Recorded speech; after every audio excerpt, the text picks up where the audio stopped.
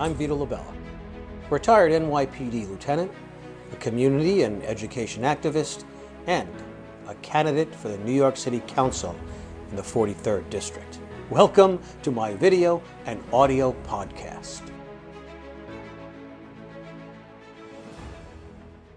I have protested and rallied in front of City Hall, at the DOE headquarters in the building they call the Tweed Building, and at schools around the city, protesting the city's behavior and the city's actions.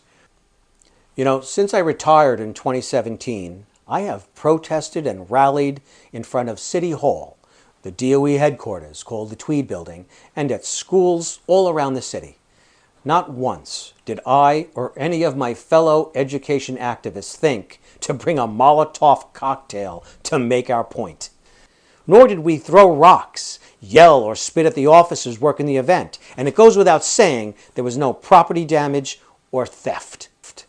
And guess what?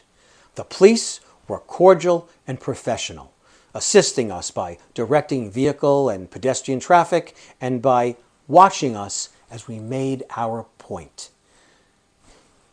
This agreement is based on a false narrative that portrays the NYPD as a brutal and oppressive force that targets minorities and violates civil rights.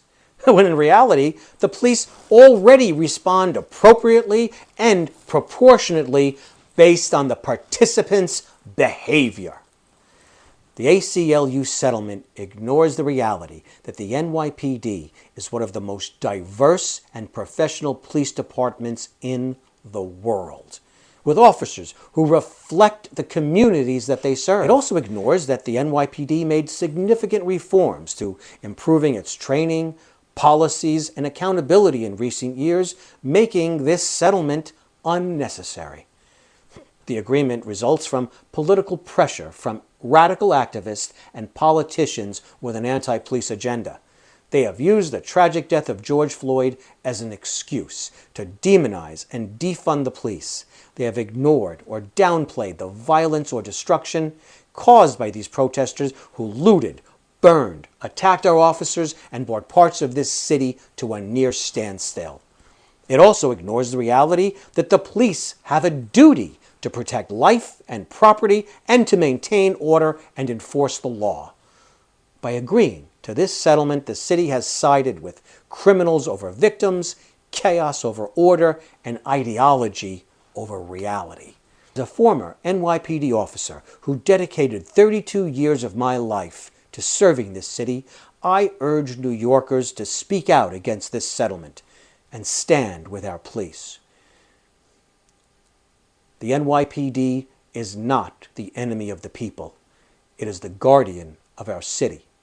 We need to support our police, not undermine them.